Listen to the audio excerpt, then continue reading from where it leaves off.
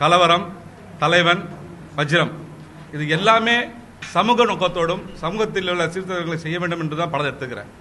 இப்போ சமீப காலத்தில் எடுத்துக்கிற படம் சுவாதி கொலை வழக்கு. யாருடைய மனதையும் யாருடைய வகுப்பினரையும் எந்த வகுப்பினரையும் துளி அளவு கூட துன்புறுத்தணுன்ற நோக்கத்தை எடுக்கலை. நான் புதுசாக சினிமாக்குள்ளே வரல, 18 வருஷம் படித்து முறைப்படி இப்படி தான் சினிமான்றது இருக்கணுன்ற நோக்கத்தோடு தான் சினிமாக்குள்ளே வந்திருக்கிறேன். அதுவும் நல்ல படங்களை மட்டும் தான் கொடுக்கணும்னு சொல்லி வந்திருக்கிறேன். சுவாதி கொலை வழக்கு வந்து ஒரு தனி குடும்பத்துடைய கேஸ் இல்லை, அது விஷயம் இல்லை. அது ஒரு பப்ளிக் பிளேஸில் நடந்த மிகப்பெரிய இன்சிடென்ட். தமிழ்நாட்டில் இருக்கிற ஹார்ட் ஆஃப் தி இதில் நம்ம கேபிட்டலில் இருக்கிறோம், அங்கே நடந்த இன்சிடென்ட். இதை யாராவது எடுத்து மக்களிடம் கொண்டு போய் சேர்க்கணும். அதாவது இது மாதிரி இன்சிடென்ட் இனிமேல் நடக்கக்கூடாது, எந்த தவறும் ஃபாலோ ஆகக்கூடாது என்ற நோக்கத்தில் மட்டும் தான் இந்த படத்தை எடுத்துக்கிறேன். சுவாதி என்ற பெண் வந்து போன வருடம் ஜூன் மாதம் 24ஆம் தேதி மார்னிங் காலைல 6:30 மணிக்கு ஒரு பப்ளிக் பிளேஸில், அது சென்ட்ரல் கவர்மெண்ட் பிளேஸ், ரயில்வே ஸ்டேஷனில் வெட்டி கொல்லப்பட்டாள். அது எல்லாரும் தெரிஞ்ச விஷயம்தான், ஊடகங்களில் சரி பத்திரிகையில் சரி வந்த செய்தி தான் இது. அவள் வெட்டி கொல்லப்பட்டு 3 மணி நேரம் அந்த உடல் வந்து யாரும் கண்டு கொள்ளாத நிலையில் இருந்தது. அன்னைக்கு எல்லா மீடியாவிலும் கான்ட்ரவர்சியாக அந்த ப்ரோக்ராம் வந்துச்சு. இந்த இதுக்கு அங்கே ரயில்வே போலீஸ் வந்து அப்ரோச் பண்ணாங்க. முதல்ல அவங்க பார்த்துட்டு இருக்கும்போது ஸ்டேட் போலீஸும் அவங்க மூவ் பண்ணாங்க. பட் யார் அந்த கேஸை எடுத்துக்கணுன்ற ஒரு இல்லாமல் தடுமாற்றம் இருந்தது. அப்புறம் ஸ்டேட் போலீஸ் போனதுக்கு அப்புறம் ரயில்வே போலீஸ் அதை டேக் கேர் பண்ணாங்க. அவன் மேலே உடல் மேலே துணியை போத்திக்கிறதுக்கே 3 மணி நேரம் ஆச்சு. அதாவது நம்ம சாதாரண ஒரு ரோட்டில் அடிபட்டு கிடந்தாலே பார்க்குறவங்க ஐயோ பாவம்னு சொல்லி நம்ம ஏதாவது டேக் கேர் பண்ணுவோம். ஆனால் ரயில்வே போலீஸ் வந்து கண்டுக்காம விட்டாங்க. ஸோ இது விளக்கம் பார்த்தா என்னுடைய ட்ரெய்லரில் நான் காட்டியிருப்பேன். படத்தினுடைய ஒரு ஹீரோ வந்து ஒரு போலீஸ் ஆஃபீஸர், அவருடைய பாயிண்ட் ஆஃப்ல இந்த கதையை சொல்கிற மாதிரி கொண்டு போயிருப்பேன்.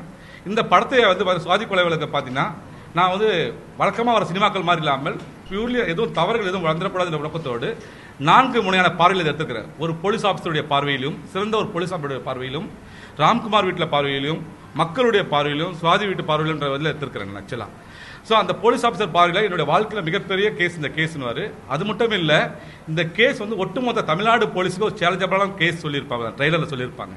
அது முடிஞ்ச உடனே ஒரு பேனர் நேம் போடுவோம், ஜெய சுபஸ்ரீ ப்ரொடக்ஷன். அப்போ பேக்ரவுண்ட் வாய்ஸில் பார்த்தீங்கன்னா ரயில்வே ஒரு ஃபோன் கால் வரும், இது மாதிரி நுங்கம்பாக்கம் ரயில்வே ஸ்டேஷன் ஒரு பொண்ணை வெட்டி கொண்டுட்டாங்க சார் அப்படின்னும் போது உடனடியாக என்ன சொல்லுவாங்கன்னா, இது எங்கள் கண்ட்ரோலில் இல்லை, ரயில்வே போலீஸ் கண்ட்ரோலில் இருக்குது, அதனால ரயில்வே போலீஸ் பார்த்துக்கோம் அப்படின்ட்டாங்க. It is a controversial. அதாவது நம்ம நாட்டில் வந்து ஒரு விஷயம் தவறு நடந்து போகுது, அந்த தவறை வந்து ஸ்டேட் போலீஸ் கவனிக்கிறதா சென்ட்ரல் போலீஸ் கவனிக்கிறதா கண்ணோட்டத்தில் அங்கே தவறு நடந்ததுன்றதை வந்து டேக்கர் பண்ணிக்கிறதுக்கு இது இல்லை. அதுதான் கான்ட்ராவர்ஷியல் பண்ணு. இந்த இடைப்பட்ட 3 மாதத்திலேயே யோகாப்பட்ட விஷயம் நடந்திருக்கு. அது மட்டும் இல்லை, நான் ஒரு ஷூட்டிங் நடத்துறேன், அடையார் மேம்பாலத்தை ஷூட்டிங் நடத்துனாங்க. நைட்டு 12 மணிக்கு ஷூட்டிங் போயிட்டு இருக்கு. திடீர்னு பல ஷூட்டிங்கில் பார்த்தீங்கன்னா இன்னொரு போலீஸ் வந்து தடுக்கிறாங்க. போலீஸ் பர்மிஷன் வாங்கிட்டோம், எல்லாமே வாங்கிட்டாங்க. போலீஸ் வந்து தடுக்குது. எங்க பர்மிஷன் காட்டின உடனே பிரிட்ஜில் பாதி வரைக்கும் தான் சார் அடையாறு ரேஞ்சு, பாதி வந்து பெசநகர் ரேஞ்சு, அதெல்லாம் இந்த சைடில் லைட்டை வைக்காதீங்க அப்படின்னாங்க. ஸோ போலீஸ்குள்ள ரேஞ்ச் இருக்குது, பொதுமக்களுக்கு தெரியுன்ற அவசியம் இல்லை. It's a controversial. இந்த கான்ட்ராவர்ஷியல் இஷ்யூ ஆக்கணுன்றது தான், இதனால சொல்யூஷன் கிடைக்கணுன்றதால தான் இந்த படத்தை எடுத்தோம். இப்போ சுவாதி வீட்டில் போயிட்டு அவன் மனதை துன்புறுத்தணுன்றதுக்காகவோ இல்லை ராம்குமார் வீட்டை மனதை துன்புறுத்தணுன்றதுக்காகவோ மிகப்பெரிய செல்வாக்கான டிபார்ட்மெண்ட் நம்ம போலீஸ் டிபார்ட்மெண்ட் வந்து வேர்ல்டுலேயே நம்பர் 2ல இருக்குன்னு சொல்லிட்டு இருக்கிறோம். அந்த அளவுக்கு நம்ம செயல்படுறாங்க. போலீஸ் டிபார்ட்மெண்ட்ல இருக்கிற ஒருத்தரையும் நான் துன்புறு ஒரு இழிவான செயலை கொண்டு வரணுன்ற நோக்கமே இல்லை. ஏன்னா என்னை முந்தைய படங்கள் வந்து ஒரு ஜாலியான கமர்ஷியல் படம், ஒரு ஆட்டம் படம் தான் பரவாயில்ல. உளவுத்துறை என்ற படம் பார்த்தீங்கன்னா ஒரு ஹை ரேஞ்சில் பண்ணியிருப்பேன், ஒரு இன்டர்நேஷனல் மார்க்கெட் லெவலில் பண்ணியிருப்பேன். அதுக்கப்புறம் ஜனனம் படத்தில் பார்த்தீங்கன்னா வேலை என்பது அவசியம், அனைவருக்கும் வேலை கொடுத்தே ஆக வேண்டும் என்று சிஎம் கிட்டேயே வந்து ஒரு பையன் ஹீரோ கேட்பாப்ல, சார் படிச்ச ஆடு மாடுகளுக்கு லோன் தராங்க சார், படிச்ச பசங்களுக்கு லோன் தர மாட்டேன்றாங்க சார் சொல்லி விளக்கத்தை சிஎம் கிட்ட கேட்க வச்சிருந்தேன். அன்னைக்கு எந்த கான்ட்ரவர்சி எனக்கு வரல. சிஎம் கிட்ட கேட்கறான் ஹீரோ, ஏன் கேட்கக்கூடாதா? ஜனநாயக நாட்டில் கேட்கக்கூடாதா? சொல்லுங்க, கேட்கறதுக்கு உரிமை இருக்கு. சிஎம் கிட்ட கேட்டா கலவரம்ன்ற படம் எடுத்தேன். அதில் பார்த்தீங்கன்னா ஒரு அரசியல்வாதியை வந்து உள்ள தள்ள உடனே பஸ்ஸை கொளுத்துவாங்க, அங்கே இருக்க 4 பெண்களை கொண்டு போட்டுருவாங்க. ஸோ இது மாதிரி செய்யக்கூடாதுன்றதை போலீஸ் ஆஃபீஸர் தட்டி கேட்பார். அதில் போலீஸ் டிபார்ட்மெண்ட் வந்து மிக சிறப்பாக காட்டியிருந்தேன். போலீஸ் டிபார்ட்மெண்டால எந்த ஒரு தவறும் நடக்காமல் பார்த்துக்கொள்ள முடியும் சிறப்பாக காட்டியிருந்தேன். அதுக்கப்புறம் தலைவன், அதுல ஒரு ஹீரோ போலீஸ் ஆஃபீஸர் ஆகணும்ன்றதான் நோக்கம். அதுக்கப்புறம் வஜ்ரம் எடுத்துட்டா எஜுகேஷனல் டிபார்ட்மெண்ட்டை வந்து எந்த பணத்தாலையும் அழிக்கக்கூடாது. ஒரு கோயில் கட்டுறதா இருந்தாலும் பரவாயில்ல, ஆனால் எஜுகேஷனல் டிபார்ட்மெண்ட் வந்து எஜுகேஷன் வந்து மிகப்பெரிய ஒரு பவர்ஃபுல்லான ஒரு விஷயம். அதுக்காக ஒரு 4 இளைஞர்கள் போராடுற மாதிரி படத்தை தந்தேன். எங்கேயுமே இந்த சமூக அக்கறை இல்லாமல் நான் படமே எடுக்கவில்லை. சமூகத்துக்கு குற்றத்தை கூறுவேனே தவிர சமூக அக்கறை இல்லாமல் படம் எடுக்கவில்லை. இந்த சுவாதி கொலை வழக்கும் மிக மிக முக்கியமாக கவனித்து இந்த எல்லளவும் தவறு நடந்துவிடக்கூடாது என்ற நோக்கத்தோடு சமூக அக்கறையோடு மட்டும் தான் இந்த படத்தை எடுத்திருக்கிறேன் நான் ஆக்சுவலா.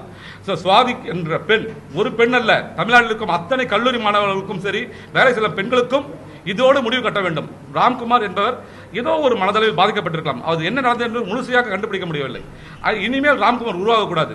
போலீஸ் டிபார்ட்மெண்ட்டுக்கு இவ்வளவு தொல்லையான கேஸ் உருவாகக்கூடாது. போலீஸ் டிபார்ட்மெண்ட்டும் அவங்களும் ஒரு மனிதர்கள் தான். 24 hours போராடிட்டே இருக்கிறாங்க அவங்க. ஆக்சுவலா அவங்களும் டிஸ்டர்ப் பண்ண முடியும். ஏன் இது மாதிரிலாம் வரக்கூடாதுன்ற நோக்கத்தை இந்த படம் எடுத்துக்கிறேன்.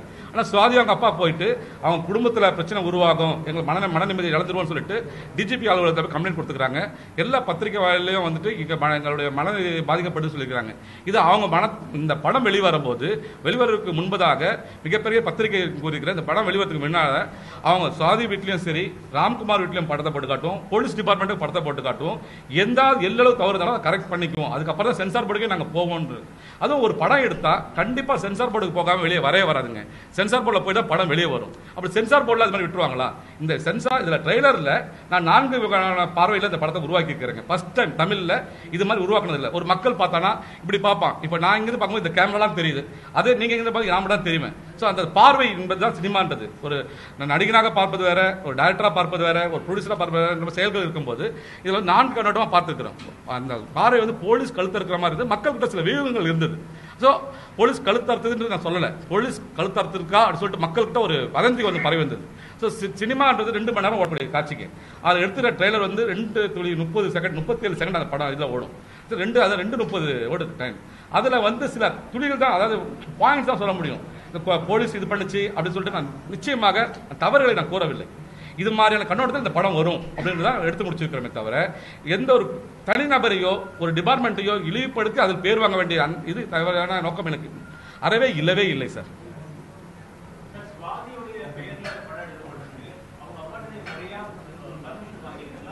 இல்ல சார், பர்மிஷன் வாங்கல சார். ஏன்னா ஒரு நல்ல விஷயம் சொல்லும் போது அவங்க வீட்டில் போய் கேட்ட ஒரு நல்ல விஷயம் இது பண்ணும்போது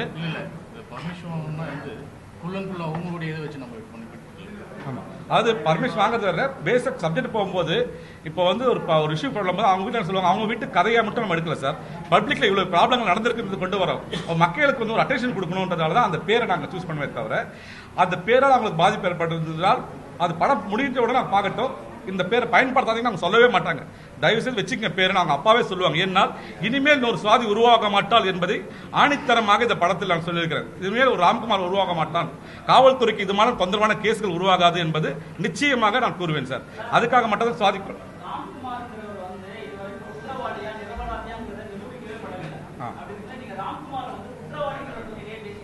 எங்க நான் காட்டலையே சார். ராம்குமார் குற்றவாளி ட்ரெய்லர் ஒரு ஷாட்ல காட்டலையே சார். இல்ல சார், குற்றவாளி ராம்குமார் பாதிக்கப்பட்டான் இல்ல சார், ராம்குமார் பாதிக்கப்பட்டிருக்கான் இல்லையா சார்? ராம்குமார் இறந்து போயிட்டாப்ல இல்லையா? நம்ம கிட்ட ராம்குமார் இல்ல இல்லையா? இன்னொரு ராம்குமார் அது சாக கூடாது இல்லையா? குற்றவாளியா இல்லையான்னு நீ திரைப்படம் ட்ரெய்லர் பார்த்து கணிக்க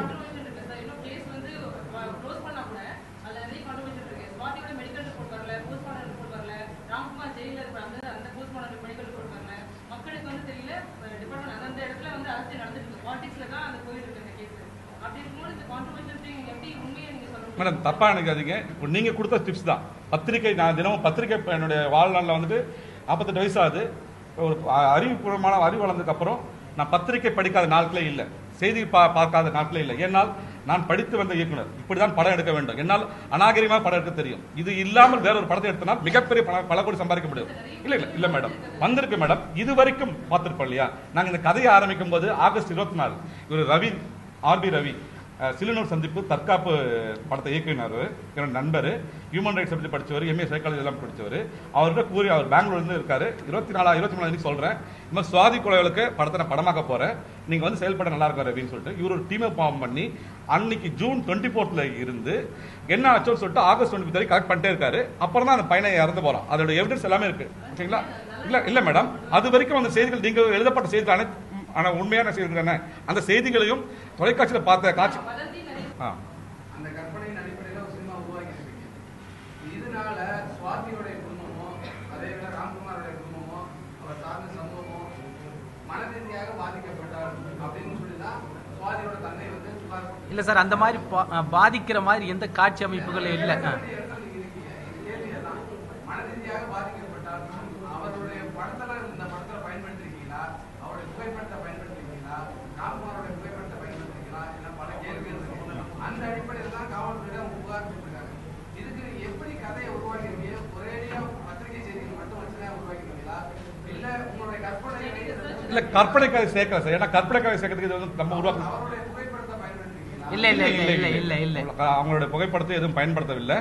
கற்பனை எதுவும் சேர்க்கல, படித்ததும் பார்த்ததும் கேட்டதும் அறிந்ததும் மட்டும். அதாவது இதுல எதுவுமே யார்கிட்ட விவரம் இல்லாத போய் கேட்கல. ஆணித்தரமான அது உள்ள தெரிஞ்சிருப்பாங்களே, அவங்க லாயர்ஸ், அவங்க சார்ந்தவங்க, அவங்க நண்பர்கள், அந்த இடம், அவங்க தங்கியிருந்த இடம், எல்லா இடத்துலையும் நாங்கள் இது பண்ணி அவங்க போனது எல்லாமே அவங்களோட நண்பர்கள், இந்த சர்க்கிள்லாம் விசாரிச்சு தான் நாங்கள் பண்ணிக்கிறோமே தவிர எக்ஸ்ட்ரா நாங்கள் எதுவுமே சேர்க்கல. நாங்கள் ஒரு பாயிண்ட் ஆஃப் சேர்க்கல. நாங்கள் ஆக்சுவலாக சொல்லுங்க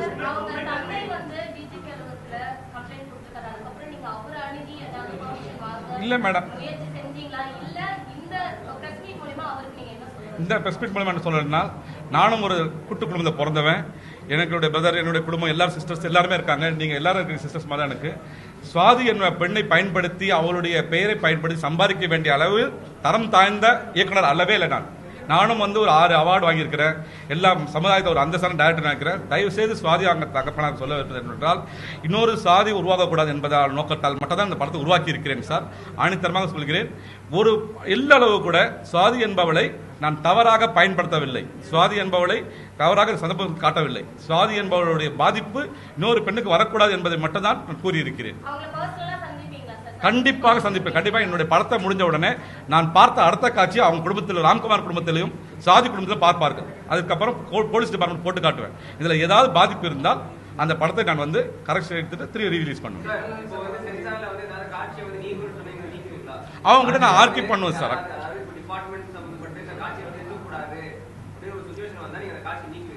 இல்ல சார், ஃபர்ஸ்ட் நான் சொல்றேன், அந்த சுவாதி வீட்டுல போட்டுட்டு ராம்குமார் வீட்டுல போட்டு போலீஸ் டிபார்ட்மெண்ட் போட்டு காட்டிட்டு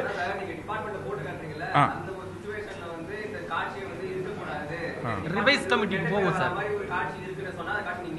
நீக்க மாட்ட ரிவைஸ் கமிட்டிக்கு போகும். ரிவைஸ் கமிட்டி இருக்கு, அதுக்கப்புறம் ட்ரிபுனல் இருக்கு, இது 3 ஸ்டேஜ் இருக்குல்ல, சென்சார்ல இருக்கு. அடுத்த ஸ்டெப்புக்கு போவோம் நாங்க.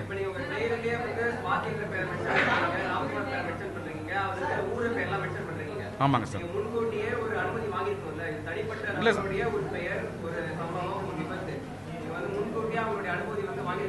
இல்ல சார், அவங்க அனுமதி கடை கொடுத்துருக்க மாட்டாங்க. நல்லா தெரியும். நீங்க என்னோட அறிவுபூர்வமான கேட்கறீங்க. ஆனா கேட்டதை கொடுத்துருக்க மாட்டாங்க இல்லையா? இப்போ அவங்களுக்கு இந்த படம் இல்ல, அந்த பேரை நான் தவறா பயன்படுத்தலையா சார்? மீனாட்சிபுரத்துல தான் அவன் இருந்தாப்ல. அதே மாதிரி சுவாதி என்ற பெண்ணு கதை தான் எடுத்திருக்கிறேன். உண்மை சம்பவம் தான் போட்டுருக்கேன். தமிழ்நாடு மோஸ்ட் கான்ட்ரவர்ஷியல் கேஸ் இதுன்ற தல்வார்னு ஒரு படம் வந்துச்சு இந்தியில. மிகப்பெரிய லெவலில் கான்ட்ரவர்சி உருவாச்சு. சிந்தாமணி கொலை வழக்குன்னு சொல்லிட்டு மலையாளத்தில் வந்துச்சு சார். அதுக்கப்புறம் சிவலப்பர பாண்டி, வீரப்பனுடைய கதையை பல பேர் எடுத்துக்கிறாங்க சார். வீரப்பன் சொல்லி எடுத்துக்கிறாங்க, வேற இதே சொல்லி எடுக்கல சார். இது சுவாதி என்பது சமூகத்தில், அது மக்கள் நலமான இடத்துல நடந்திருக்கிற இன்சிடென்ட். அப்போ நாம் பேரை மாற்றி இதை மாற்றி தான் கற்பனை கதை இல்லையா? இப்போ சாந்தியின் பேர் வச்சுட்டு எடுத்துன்னு வச்சுக்கோங்க, கற்பனை கதை. சுவாதி என்பது எடுத்துக்கிறேன். அவங்க பேரண்ட்ஸ் கன்வே பண்ணுவேன். அவங்க பேரண்ட்ஸ் அப்ரோச் பண்ணாமல் இருக்க மாட்டேன் கண்டிப்பாக. இது ஃபர்ஸ்ட் லுக்னு ஒன்று விட்டுருக்கிறோம். இதில் பார்த்தீங்கன்னா மக்கள்கிட்ட சில விஷயங்கள் வரல சார். நீங்கள் ரிப்போர்ட்டர்ஸ், நீங்கள் கேள்வி கேட்குறீங்க, எல்லாமே இது பண்ணுறீங்க சார். மக்கள்கிட்ட அப்போஸ் கம்மியாக தான் வந்திருக்கு. நாங்கள் தெரிய வெஞ்சிக்கணும் ஆசைப்படுறாங்க இல்லையா? இது ஆசைப்படுற தப்பு ஒன்றும் இல்லையே. நாங்களும் உங்களை மாதிரி ஒரு மீடியா தான் கொஞ்சம் விலகி இருக்கிறோம். நீங்கள் நேரடியாக போய் அடிப்பீங்க, நாங்கள் அடிக்க முடியாது. அவ்வளோதான், 2 பேருக்கிட்ட வித்தியாசம் எங்களுக்கு. நாங்கள் சொல்லுங்கள்.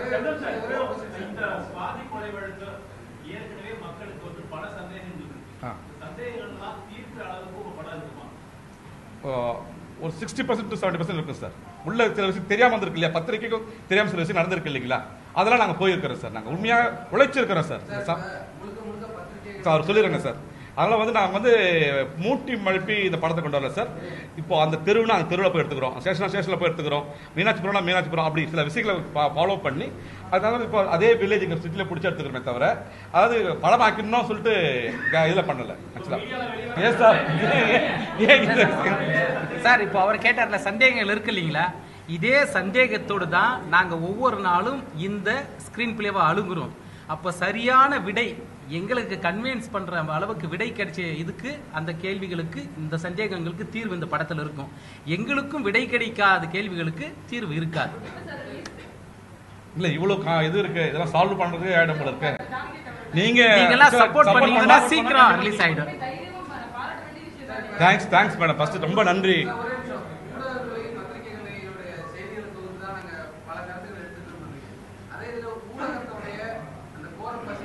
சார் அந்த வார்த்தை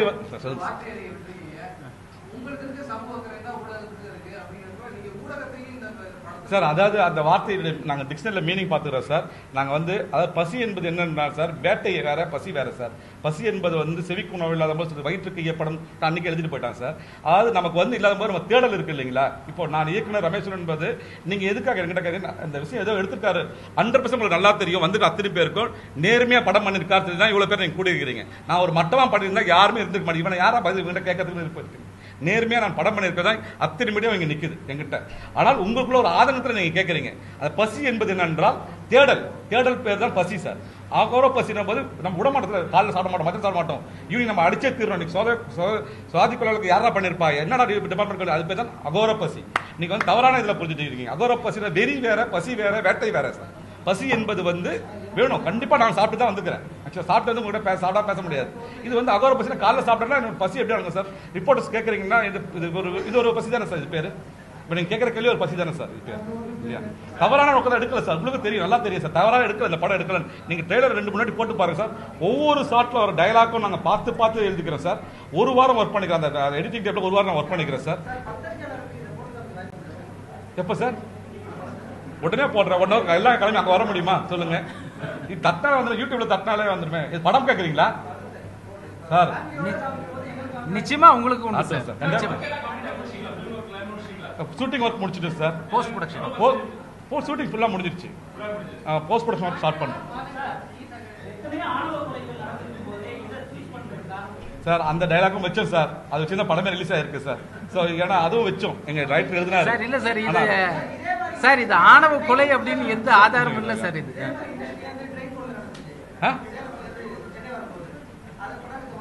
அது வந்து உயிர் இல்ல சார். அதுல உயிர் இல்ல சார். அதான் சார், அது வந்து உயிர் இல்ல. அதாவது 1000 கோடி இழக்கலாம் சார், ஒரு ஜீவனை இழக்க கூடாது இல்லையா? நான் நினைச்சு பாருங்க, 1000 கோடி தான் சம்பாரிச்சிடலாம், ஒரு உயிர் பற்றி சம்பாதிக்க முடியுமா சார்? அந்த உயிர் போனதால தான் சார் இந்த படத்தை எடுத்தேன். சொல்லுங்க நீரான் சார், கேளுங்க. ரொம்ப நன்றி சார்.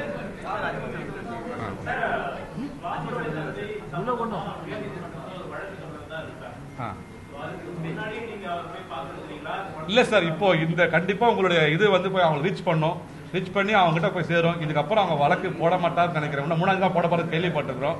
ஏன்னா நான் தவறா பிசினஸ் நோக்கத்தை இந்த படத்தை பண்ணவே இல்லை. திரும்ப சொல்ற பத்திரிகை எல்லாரும் வந்து ரொம்ப சந்தோஷமா இருக்கு.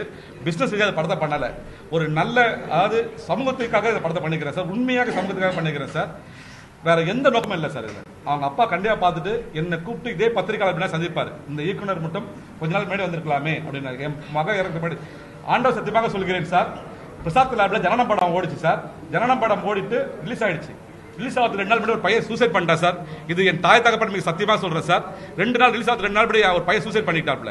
அவங்க அப்பா திருநெல்வேலியிலிருந்து கிளம்பி வந்துட்டு உங்க படம் மட்டும் ஒரு வாரத்துக்கு முன்னாடி இருந்தா என் பையன் செத்துருக்க மாட்டான் சார் சொன்னாப்ல சார். சத்தியமா சொன்னான் சார், இந்த படத்துக்காக சொல்லல. அதே மாதிரி சுவாதி அவங்க அப்பா இந்த படத்தை பார்த்துட்டு கண் கலங்கி என்கிட்ட வந்து இதே பத்திரிகையாளர் வச்சு நான் சந்திக்க வைப்பேன் சார். நிச்சயமா சந்திக்க வைப்பேன். இது உண்மை சார். ஏன்னா ஒவ்வொரு பெண்ணை பெற்ற அத்தனை பேரும் அன்னைக்கு ட்ரெயின்ல போனாங்க இல்லையா, அத்தனை பேர் எடுத்துக்கிறேன் சார். ட்ரெயின்ல போன பெண்கள் அதுக்கு இன்டர்வியூ வந்து அத்தனை பேரும் அந்த பார்த்து பயந்து போயிட்டாங்க. சென்னைக்கு வந்து அன்னைக்கு புதுசாக ஒரு பொண்ணு சென்னைக்கு வருது, வேலை சேர வருது, இந்த பார்த்து அந்த பொண்ணு வேலைக்கு வேணான்னு போயிடுச்சு. ஆக்சுவலா அந்த அளவு நான் கலெக்ட் பண்ணிக்கிறேன் சார். அவ்வளோ உழைச்சிருக்கிறோம். இது வந்து உணர்வுகளுடைய பரிமாணம் தவிர கான்ட்ராவர்சி என்பது வந்து ஒரு போலீஸ் டிபார்ட்மெண்ட்டுக்கு ரயில்வே போலீஸ் சின்ன ஒரு 3 நாட்களுடைய நடந்த இதுதான் இதை பண்ணிக்கிறத தவிர வேற கான்ட்ராவர்சி என்பது வேற கம்யூனிட்டியோ வேற எதுவுமே பயன்படுத்த நோக்கமே அல்ல. ஒரு உயிர், அந்த உயிர் இழப்பு சாதாரணம் அல்ல என்பது நோக்கப்பட்டு தான் படம் எடுத்துக்கிறேன் சார்.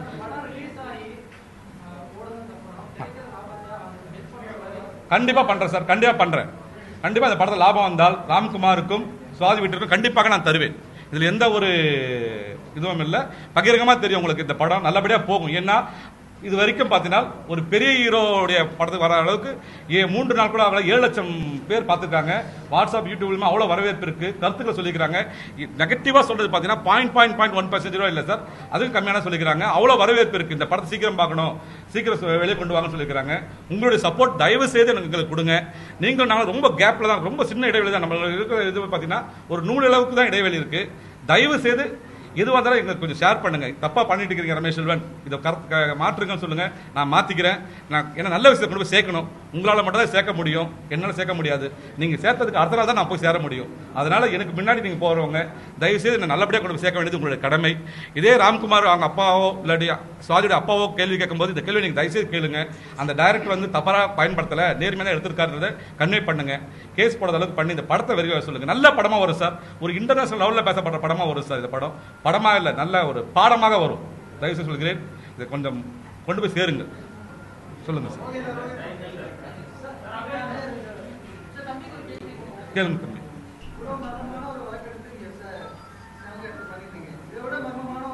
ஐயா வேண்டாம் சார், அதெல்லாம் இதோட போதும் சார். வேண்டாம், நீங்க எதை கேட்கறீங்கன்னு தெரியும். வேண்டாம் சார், இதுவே போதும். காவல்துறை டிபார்ட்மெண்ட்டுக்கு கடைசியாக ஒரு விஷயம் சொல்லுகிறேன். நான் வந்து சின்ன வயசுலேயே நான் வந்து சார் ப்ளீஸ் ஒரே ஒரு நிமிஷம் சார். ஆக்சுவலாக வந்துட்டு நான் +2 படிக்கிற வரைக்கும் நான் வந்து டிஎஸ்பி ஆகணும், போலீஸ் ஆகணும் தான் ஆசையில் எங்கள் வீட்டில் இது பண்ணாங்க. நான் சினிமா போய் பார்த்தா லீடர்ஷிப் பிடிச்சி போய் தான் சினிமாவுக்கு வந்தேன். காவல்துறை ஏதாவது ஒரு எல்லளவாவது தவறுகள் என்று நோக்கியிருந்தால் தயவுசெய்து காவல்துறை டிபார்ட்மெண்ட் வந்து மன்னித்துக் கொள்வோம். அந்த இதுவே எல்லாம் எங்களுக்கு இது பார்வை ஒவ்வொரு முறை ஒரு திருடன் பார்வையில் பார்ப்பான், நல்லவன் பார்வையில் பார்ப்பான் போல் 4 பேருடைய பார்வையில் படம் வந்திருக்குது. காவல்துறை இழிவுபடுத்த வேண்டிய நோக்கமே எனக்கு அல்ல. காவல்துறை வந்து மிகப்பெரிய ஒரு முக்கியமான அங்கம். நம்மை வந்து காத்துக் கொண்டிருக்கிற ஒரு நிர்வாகத்தை வந்து நம்ம குறை சொல்லக்கூடாது. ஏன்னா குறை இல்லாதவங்க யாருமே இல்லை. நம்ம குறை அவங்களோட நிறைய தான் சொல்லணும். வெயிலையும் மழையிலையும் அவங்க எல்லாம் நம்ம காத்துட்டு இருக்கிறாங்க. அப்படிப்பட்ட நிர்வாகத்தை நான் குறை சொல்ல வேண்டிய நோக்கமே எனக்கு அல்ல. இது ஒரு பார்வை. அந்த பார்வை இருக்குதான் நீங்க வந்து தமிழ்நாடு ஃபுல்லா இது பத்தி இருக்கும்போது அப்போ நம்மளுடைய விஷயத்தை கொண்டு போய் சேர்க்கும்போது ஈஸியாக சேர்க்க முடியும். ஒரு இடத்துல வந்து இருட்டான இடத்துல ஒரு பத்தி குச்சி கொளுத்துனா அங்க வெளிச்சம் வரும். அந்த வெளிச்சம் வந்து அந்த பத்தி குச்சி மேல கவனிப்போம். அது மாதிரி தான் அந்த காவல்துறை ஒரு மனிதனுடைய பார்வை, அவ்வளவுதான் தவிர காவல்துறை குற்றவாளிகள் என்று நான் கூறவில்லை. தயவு செய்து காவல்துறை நிர்வாகத்தை நான் தெரிவித்துக் கொள்கிறேன். சொல்லுங்க சார்.